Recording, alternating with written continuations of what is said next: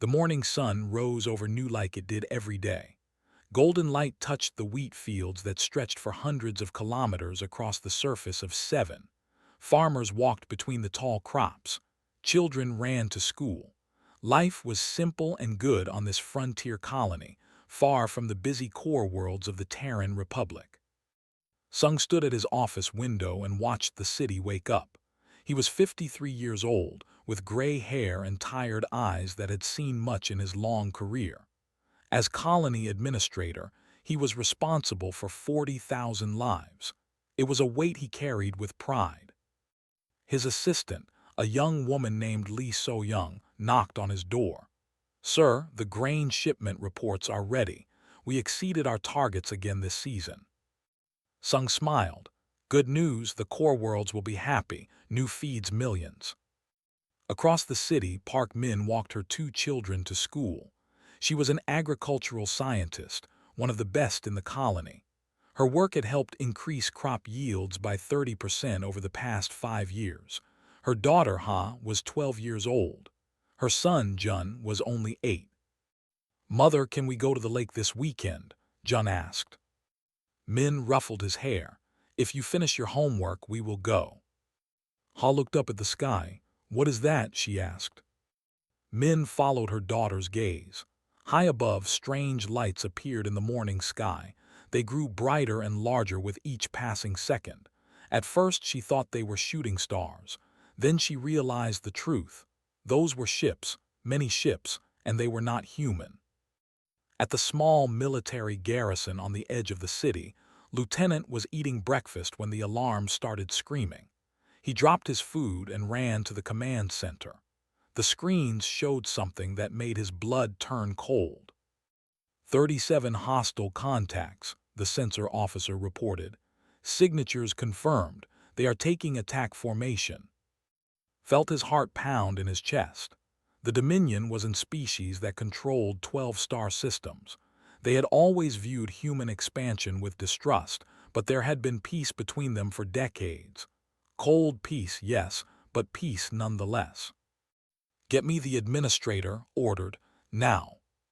Sung received the call seconds later. His face went pale as he listened. "Are you certain? There must be some mistake. We have no conflict with them."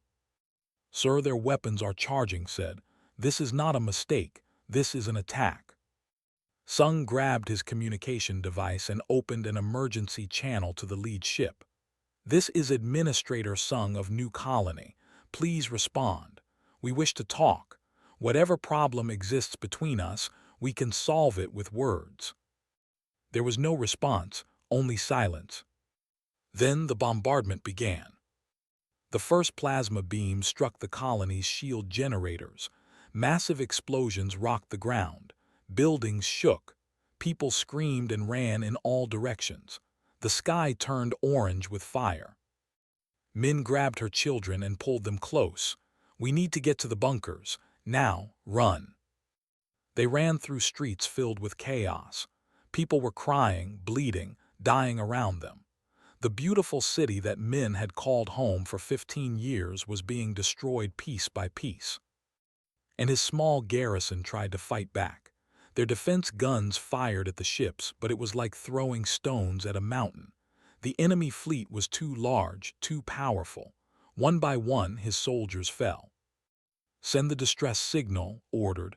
"Tell Earth what is happening here. Tell them everything." The communications officer worked frantically at his station. "Signal sent, sir, but it will take hours to reach the nearest relay station."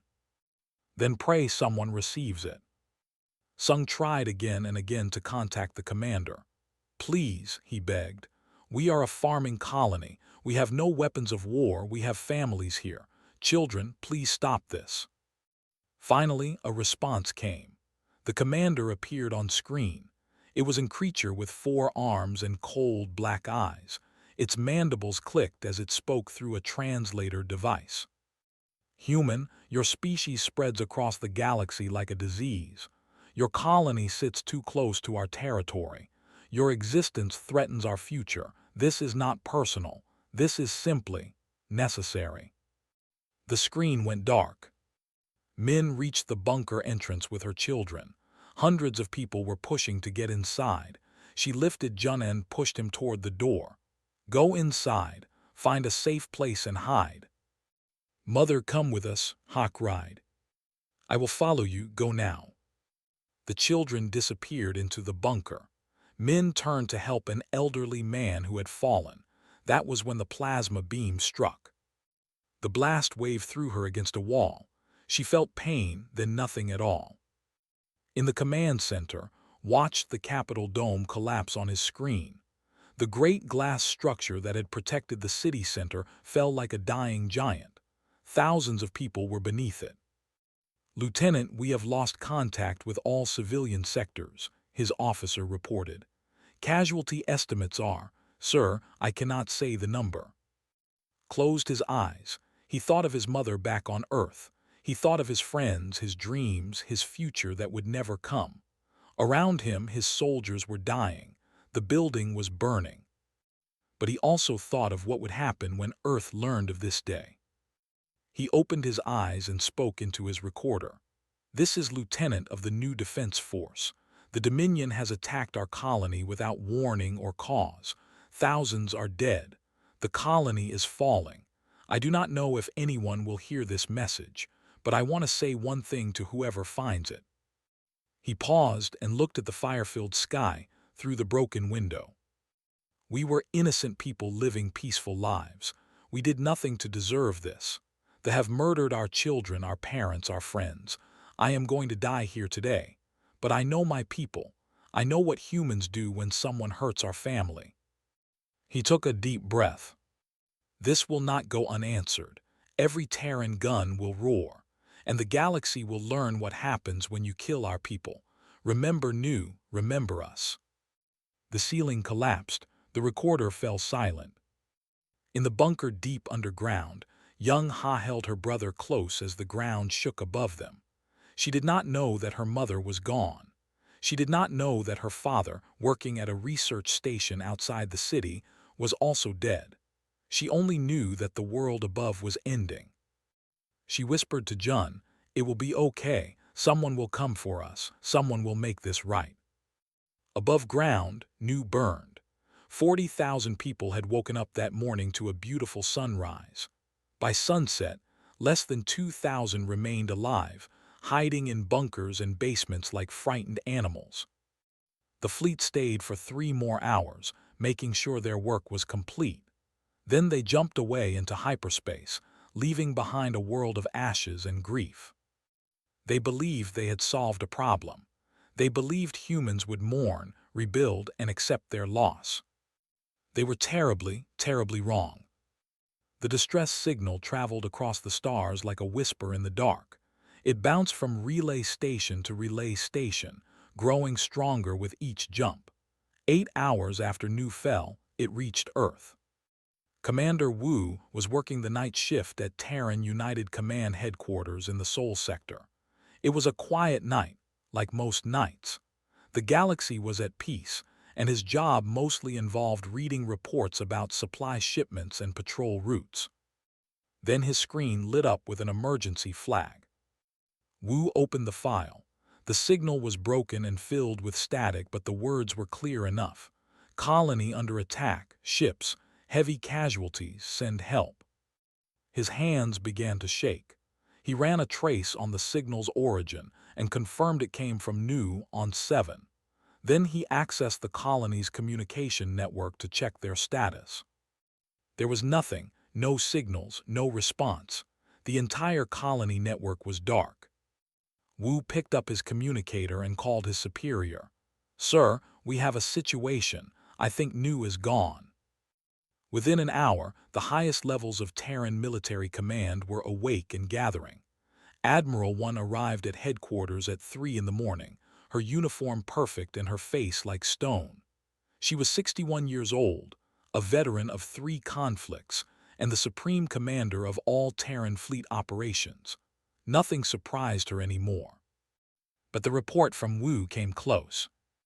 "Confirm this," she ordered. "Send reconnaissance drones immediately."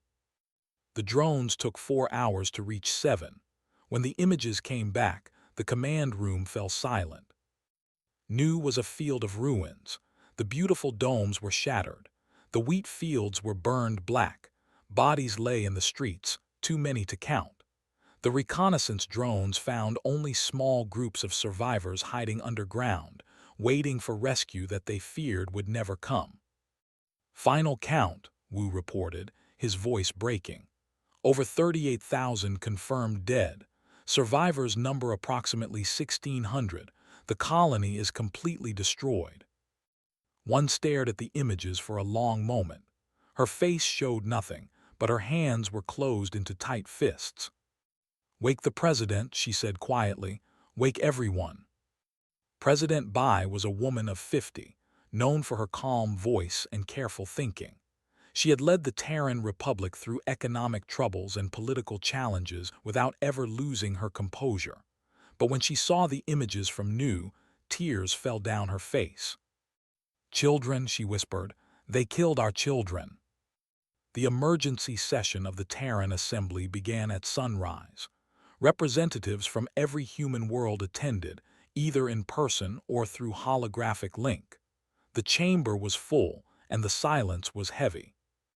One presented the facts: the unprovoked attack, the complete destruction, the 38,000 dead, including 7,000 children. She played Lieutenant's final recording, his voice echoing through the great hall. When the recording ended, no one spoke for several minutes. Then Representative Moon 1 from the Mars sector stood up. He was an old man, usually soft-spoken and gentle, but his voice was hard as steel when he spoke. "I call for a vote, full military response against the Dominion, not a limited strike, not a warning, total war until justice is served." The vote was unanimous. Every single representative raised their hand. There was no debate, no discussion, no dissent. Humanity spoke with one voice. President Bai addressed the Terran people that evening. Her broadcast reached every human world, every ship, every station in known space. Billions of people stopped what they were doing to listen. "My fellow citizens," she began. "Yesterday the Dominion attacked and destroyed our colony on 7. 38,000 innocent people were murdered without warning, without reason, without mercy. Farmers, scientists, teachers, children who never had the chance to grow up." She paused, and when she spoke again, her voice was harder. "They believed we would mourn our dead, bury them, and move on. They believed we would accept this loss as the price of living in a dangerous galaxy. They believed we were too scattered, too peaceful, too soft to respond." Her eyes looked directly into the camera. "They were wrong. Every gun we have will speak. Every ship we own will fly. They will learn what humanity does when someone murders our family. We do not forget. We do not forgive. We do not stop until justice is done." Across the galaxy, recruitment centers were flooded with volunteers before her speech even ended. Factories that had been building civilian goods switched to military production within days.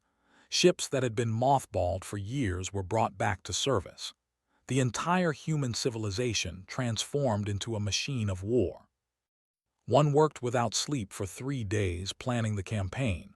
Her staff brought her coffee and food, but she barely touched them. She studied every detail of defenses, every weakness in their formation, every route of attack. On the 4th day, she gathered her senior officers. "This is the plan," she said, pointing at a holographic map. "We attack on 3 fronts simultaneously. The First Fleet will strike their border fortresses. The Third Fleet will cut their supply lines. The 7th Fleet will assault Prime, their military headquarters. We give them no time to recover, no chance to regroup. We hit them so hard that they forget what it feels like to feel safe." "What about civilian targets?" one officer asked. One's eyes were cold. "We are not monsters. We do not attack those who cannot fight back. Schools, hospitals, residential areas are off limits, but every military base, every warship, every soldier who helped plan or execute the attack on Nu will face justice." The mobilization was the largest in human history. Over 2,000 warships gathered from every corner of Terran space. Millions of soldiers prepared for deployment. The message was clear. Humanity was coming, and nothing would stop them. In the Galactic Council chambers, ambassadors from neutral species watched the news with growing alarm. They had dealt with humans for centuries. They knew humans as traders, explorers, scientists, and artists. Humans were friendly. Humans were peaceful. Humans preferred talking to fighting. But now they saw something different. They saw a species united by grief and rage, moving with a speed and purpose that should have been impossible. They saw a sleeping giant waking up, and they were afraid. The ambassador sent a message to his. The humans are mobilizing for total war. Whatever you do, do not interfere. Do not even speak to them unless they speak to you first. This is not the humanity we knew. This is something older and more dangerous. The Trade Guild canceled all their business meetings and quietly moved their ships away from the conflict zone.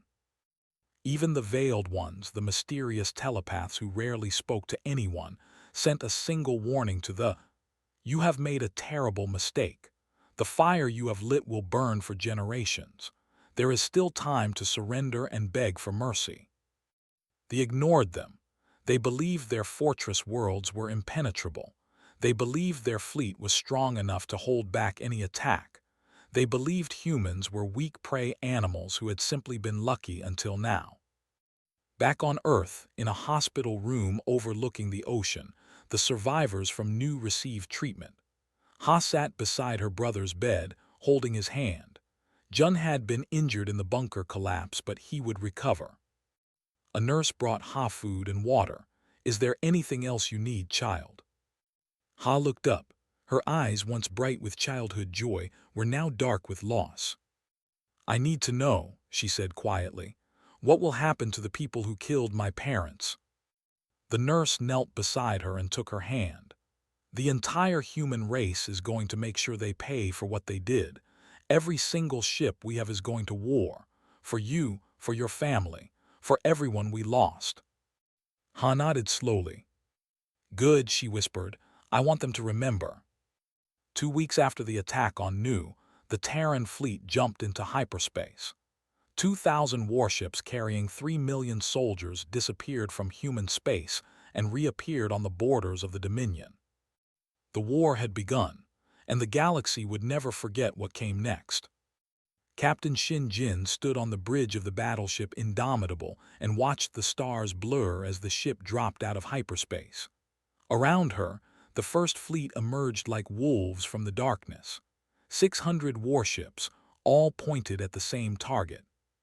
Prime, the heart of military power. All ships report ready, Captain, her first officer said. The enemy has detected us. They are scrambling their defense fleet. Jin was 42 years old, with short black hair and a scar across her left cheek from an accident during training. She had served in the Terran Navy for 20 years. She had fought pirates, rescued colonists, and negotiated with hostile species. But she had never fought a battle like this. Good, she said quietly, let them come. The defense fleet was impressive. 300 warships, all bristling with plasma cannons and missile launchers. Behind them, massive orbital defense platforms protected the planet. The commander had positioned his forces perfectly. Any normal attack would fail against such defenses. But this was not a normal attack, and these were not normal circumstances. All ships, Jin broadcast to the fleet. Remember Nu, remember our children. Today, we show the galaxy what happens when you hurt humanity. Advance and engage. The Terran fleet surged forward like a hammer swinging toward an anvil. In the fighter bays of the carrier Righteous Fury, pilot Han Bitna climbed into her fighter. She was 28 years old, one of the youngest squadron leaders in the fleet. Her was Phoenix, because she had survived 3 crashes that should have killed her. Her squadron gathered around her for final words. 20 pilots, all of them volunteers for the most dangerous mission of the assault. Their job was to break through enemy lines and destroy the orbital defense platforms so the main fleet could approach the planet. "We all know the plan," Bitna said. "Fly fast, hit hard, don't stop moving. Some of us might not come back, but every platform we destroy saves lives. Every shot we fire is for the people of Nu." Her wingman, a young man named Minho, nodded. "For Nu." The squadron repeated the words, "For Nu." Bitna climbed into her cockpit and sealed the canopy. Seconds later, she was launched into the chaos of battle. The space around Prime was filled with fire and death. Plasma beams cut through the darkness. Missiles streaked across the void. Ships exploded in brilliant flashes of light. They fought with discipline and skill, but the humans fought with something more. They fought with rage. The Indomitable took 3 direct hits in the first hour of battle. Damage alarms screamed throughout the ship. Fires broke out in the lower decks. 20 crew members died before the flames were controlled. "Shields at 40%, the tactical officer reported. "Captain, we should fall back and regroup." Jin watched a cruiser turn its guns toward her ship. In any other battle, she would have ordered a retreat. Caution was the foundation of good leadership. But not today. "Negative," she said. "Full speed ahead. Target that cruiser and fire everything we have." The Indomitable charged forward, guns blazing. The cruiser tried to evade, but it was too slow. Terran missiles struck its engines, its weapons, its bridge. The enemy ship broke apart in a cloud of fire and debris. Across the battlefield, the same scene repeated again and again. Human ships took damage that would make other species retreat. Human pilots flew into impossible situations and somehow survived. Human captains accepted losses that should have broken their will. But their will could not be broken, not after Nu. On the surface of Prime, the ground command watched the battle with growing horror. Their fleet was losing. Ship after ship was destroyed or disabled. The defense platforms were falling one by one as human fighters swarmed around them like angry insects. "How is this possible?" the general demanded. "Our intelligence said humans were cautious fighters. Our analysis said they would retreat after 20% casualties." His aide checked the tactical display. "General, human casualties have exceeded 30%. They are not retreating, they are accelerating." Bitna flew through a wall of plasma fire, her fighter spinning and dodging with impossible precision. Her shields were gone. Her left engine was damaged. 2 of her squadron members were dead. But she could see her target, the largest defense platform, the one protecting the primary orbital approach. "Phoenix to all surviving fighters," she broadcast. "Form up on me. One final run." 8 fighters remained from her original 20. They gathered behind her and dove toward the platform. Point defense guns filled the space with deadly fire. One more fighter exploded, then another. Bitna locked her missiles onto the platform's reactor core and fired. Her wingman Minho fired at the same moment. So did the other survivors. A dozen missiles struck the platform simultaneously. The explosion was beautiful and terrible.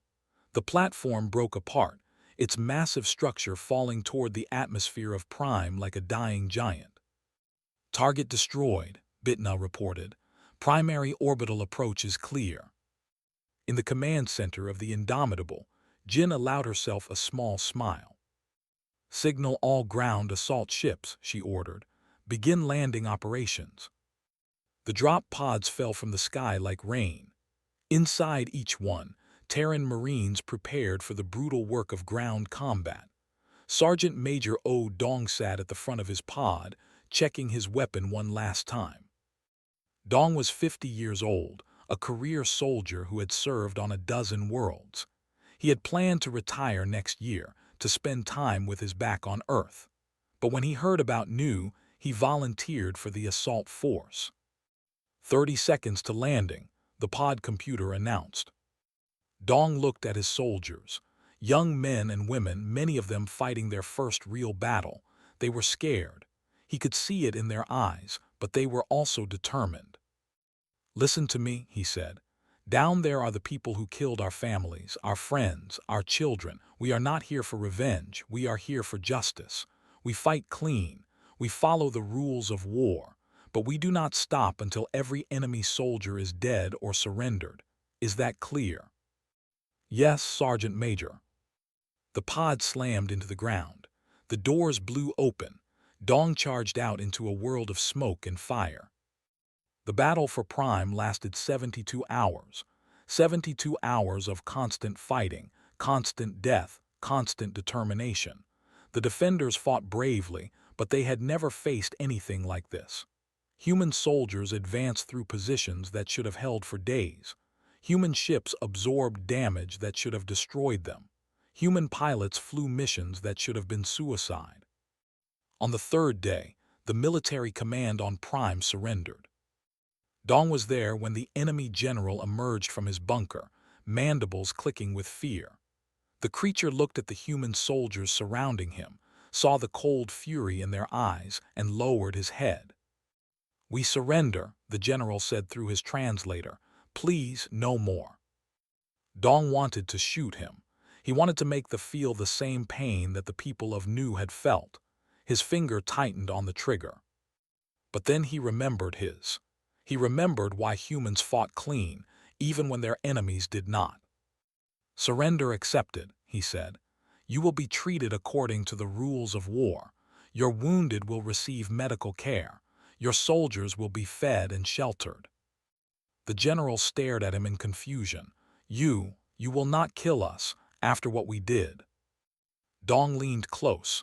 "We are not you, we are better than you. That is why we will win." News of the fall of Prime spread across the galaxy within hours. Other worlds, seeing the speed and fury of the human assault, began sending surrender offers before Terran ships even reached them. Back on the Indomitable, Jin received reports from across the campaign. The First Fleet had taken Prime. The Third Fleet had cut supply lines. The Seventh Fleet had destroyed their reserve fleet at the Nebula. The war was not over, but the outcome was already clear.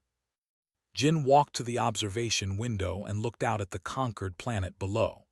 Somewhere down there, Dong and his Marines were securing prisoners and treating wounded. Somewhere up in orbit, Bitna was being transferred to a medical ship for treatment of her injuries. They had done what they came to do. They had shown the galaxy that humanity was not prey. "Captain," her communications officer called. "Message from Admiral. She congratulates us on the victory and orders us to proceed to the next target." Jin nodded. "Set course, the war continues." And across the galaxy, every Terran gun continued to roar.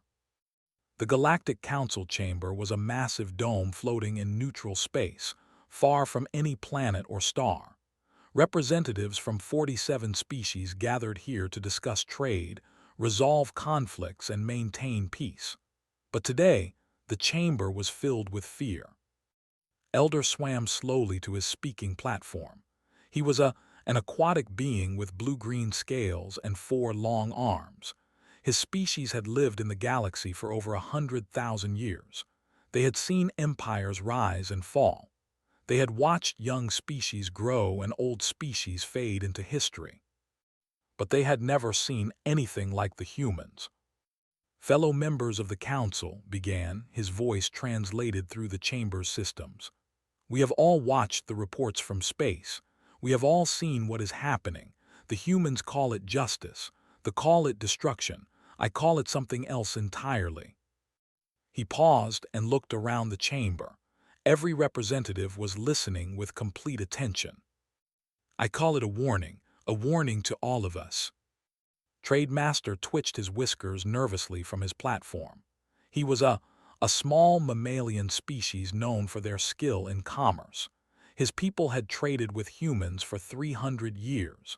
They had made fortunes selling human goods across the galaxy. "The humans have always been good partners," said. "Honest, fair, they keep their promises, they pay their debts. My people thought we understood them. We thought they were just like us, only bigger." He shook his head.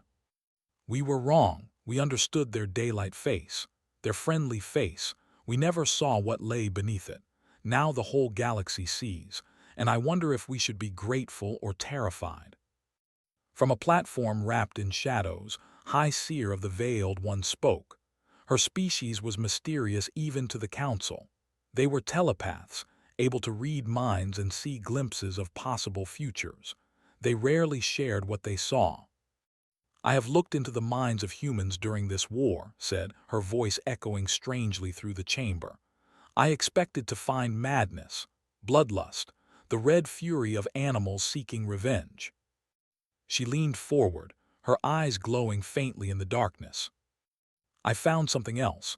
I found grief, deep, endless grief for their lost children. I found love, the fierce, protective love that humans feel for their families.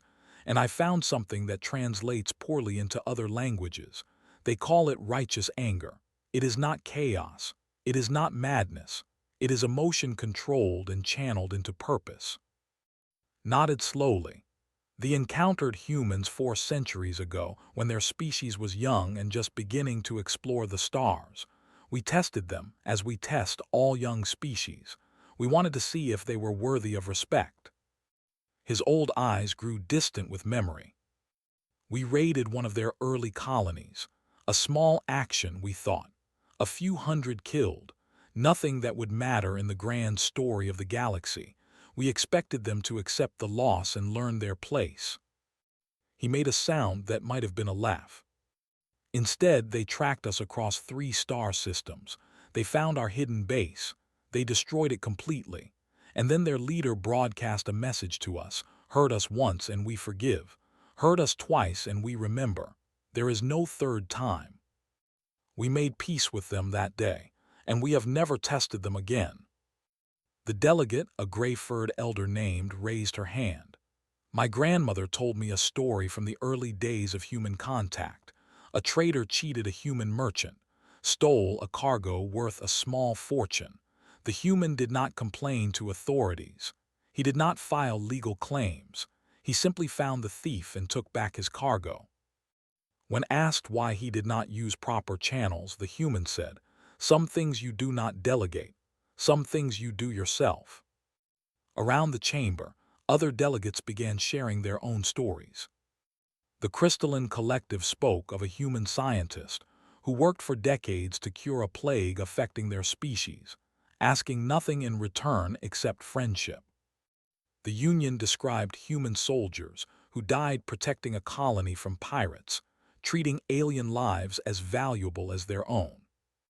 The machine intelligence of Sector 7 recalled how humans had argued for their rights as sentient beings when other species wanted to shut them down. "This is what confuses me," said Ambassador Tal of the Avian Dominance. His species were bird-like creatures with brilliant feathers and sharp minds. Humans are capable of such kindness, such generosity, and yet now they burn through space like a fire consuming dry grass.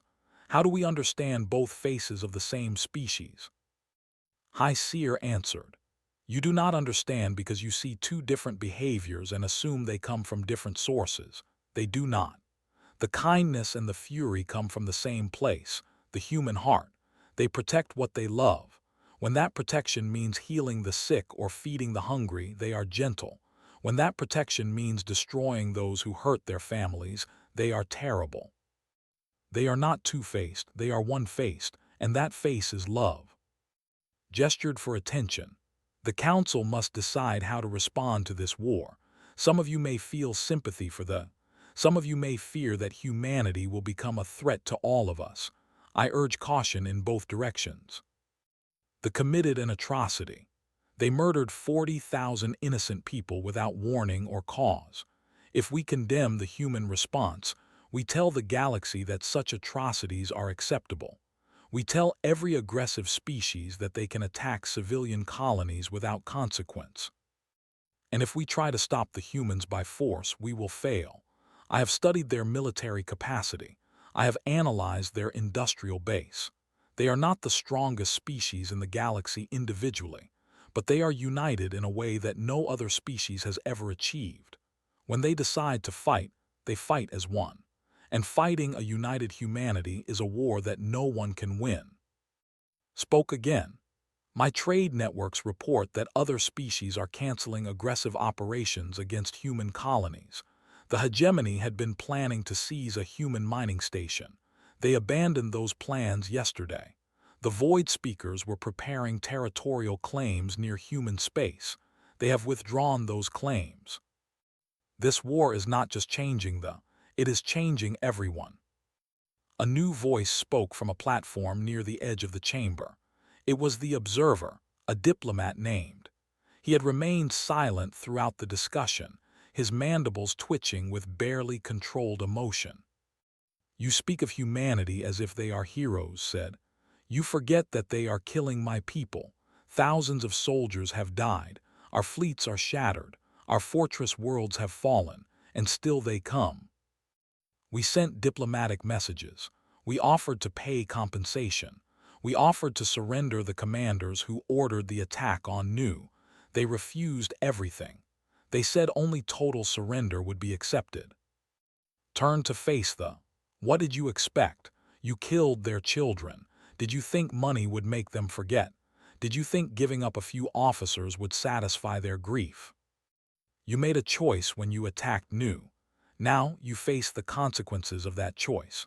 The Council will not help you escape those consequences. The Council will only hope that the humans show you more mercy than you showed them. His mandibles clicked rapidly, a sign of extreme distress. They will destroy us. They will burn our worlds and enslave our people. Will they? High Seer asked. I have seen possible futures. In some, they cease to exist, but in others, you survive. You surrender, you face justice, and you rebuild. The choice is still yours, but it must be made soon. The council session ended without any formal decision. No resolution was passed, no statement issued, but every delegate left the chamber with the same understanding.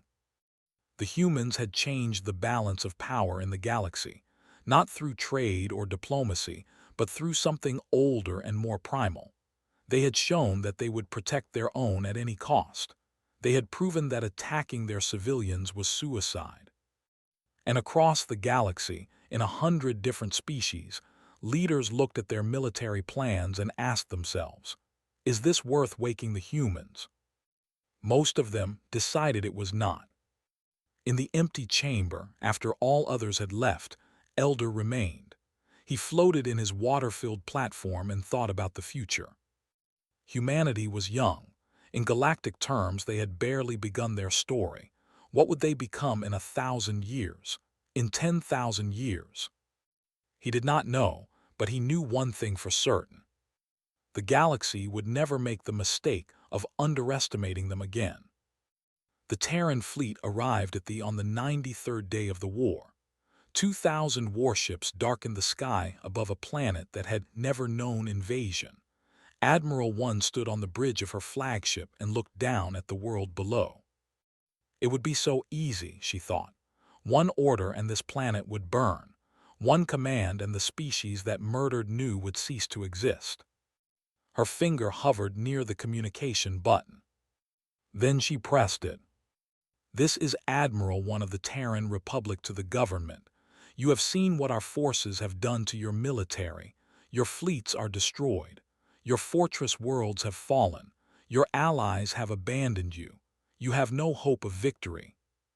She paused, letting the words sink in.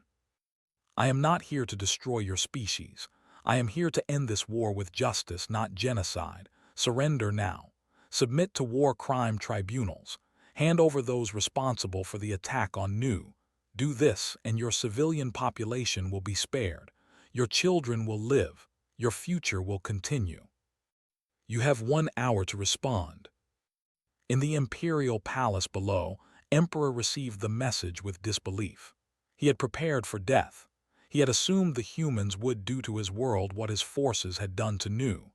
He had written final letters to his family, made peace with his gods, accepted his fate. This offer made no sense to him. It must be a trick, his chief advisor said. They want us to lower our defenses before they attack. Perhaps, replied, but doubt flickered in his mind. He had studied the human campaign over the past 90 days. He had seen how they treated prisoners. Enemy soldiers were fed, sheltered, given medical care. Civilians in conquered territories were left alone. Farms continued to operate. Schools remained open. The humans took military targets and nothing else. "Contact the Admiral," he ordered. "I wish to speak with her directly." The communication link opened. One appeared on screen, her face hard and unreadable. "Emperor," she said, "have you made your decision?" "I have questions first. Why would you spare us? We killed 40,000 of your people. We destroyed an entire colony. By our own standards, you should exterminate us in return." One was silent for a moment. When she spoke, her voice was softer than before. "I had a daughter," she said. "She was a teacher on Nu. She died in the bombardment along with her students. 23 children, 7 years old. They were learning mathematics when your ships came." The Emperor said nothing. "I could order your world burned to ash. I have the power. I have the reason, but I will not. Because I am human, and being human means something. It means we protect the innocent, even the innocent among our enemies. It means we pursue justice, not revenge." My daughter believed in that. She taught her students to be kind, to be fair, to be good. If I became a monster to avenge her death, I would betray everything she believed in. So I offer you this choice. Surrender, face justice and live, or refuse and force me to destroy you. The choice is yours. Stared at the human admiral for a long time. He thought of his own children. He thought of the millions of civilians below, waiting to learn their fate.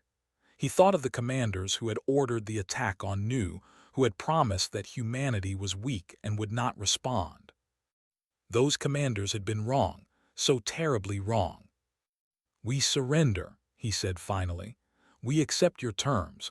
All those responsible for the attack will be handed over for trial." One nodded. "A wise decision. Landing coordinates will be sent shortly. The war is over." The War Crime Tribunal was held 3 months later in a specially built courthouse on the rebuilt grounds of Nu. Representatives from dozens of species attended as witnesses. The entire galaxy watched as justice was served. 17 commanders stood trial for the attack. The evidence against them was overwhelming. Communication records showed they had planned the assault in detail. Sensor data proved they had deliberately targeted civilian areas. Testimony from their own soldiers confirmed that no mercy was shown. The tribunal found all 17 guilty of crimes against sentient beings. The sentence was death, to be carried out by Terran authorities. Emperor was not among those condemned. The evidence showed he had opposed the attack when it was proposed, but his military commanders had overruled him. He was stripped of his title and exiled, but his life was spared. On the day of the executions, Ha was asked to speak on behalf of the victims. She was 13 years old now, no longer the frightened girl who had hidden in the bunker. Her eyes were old beyond her years, but her voice was clear and strong. "My name is Ha. I lost my father, my mother, and my home on Nu. I was 12 years old. My brother Jun was 8. We survived because our mother pushed us into a bunker. She died saving our lives." She looked at the condemned officers. "For a long time, I wanted you all to suffer. I wanted your worlds to burn like our world burned. I wanted your children to cry like we cried. I dreamed of revenge. But then I learned what my people did after the war. I learned that we spared your civilians. I learned that we rebuilt instead of destroyed. I learned that we chose justice over vengeance.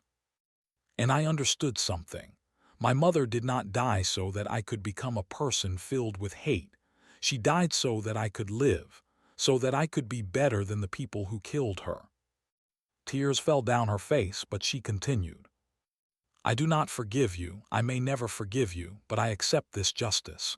You will die for what you did, and then it will be over, and we will move forward." The executions took place at sunset. The galaxy watched and understood. Humanity was not soft, but neither were they cruel. They were something rarer and more precious. They were just. 1 year later, the memorial at Nu was completed. 38,000 stone pillars stood in a vast garden, one for each life lost. Each pillar bore a name, a date of birth, and a simple inscription, remembered. Ha walked through the garden with her brother, now 10 years old. They stopped at 2 pillars near the center. Sung 27942847, Beloved Father, remembered. Park Min 280122847, Beloved Mother, remembered. Ha placed flowers at the base of each pillar. Jun held her hand and said nothing. Above them, Terran warships patrolled the sky. Nu was being rebuilt around the memorial. New domes rose where old ones had fallen. New fields were planted where fires had burned. Life was returning to 7. Admiral 1 had retired after the war, but she visited the memorial often, walking among the pillars and remembering her daughter. Sometimes she met Ha there, and they sat together in silence, sharing a grief that needed no words. Will it ever stop hurting? Ha asked once. One thought about the question for a long time. No, she said finally, but you learn to carry it. You learn to let it make you stronger instead of breaking you. You learn to honor them by living well. Ha nodded. She understood. 50 years later, an exchange student arrived at New University. Her name was Vin, and she was studying human history. She walked through the memorial garden with her human classmates, reading the names on the pillars. I am sorry, she said quietly, for what my people did. Her classmate, a young man named Park Junho, grandson of survivors, put his hand on her shoulder. It was a long time ago, he said. Different people, different times. We remember, but we do not blame you for the sins of your ancestors. How can you be so forgiving? Vin asked. Junho looked up at the pillars stretching toward the sky. Because that is who we are. We protect our family with all our strength. We punish those who hurt us with all our fury, but we also heal. We also move forward. We do not let the past poison the future. He smiled at her. Welcome to Nu. Welcome to humanity. Let us show you what we have built from the ashes. And high above, the stars shone down on a galaxy that had learned an ancient lesson. Humanity was not the strongest species. They were not the oldest but they were united, they were determined, and they protected what they loved. Cross them, and every gun would roar. Befriend them, and they would stand beside you forever. The choice, as always, was yours to make.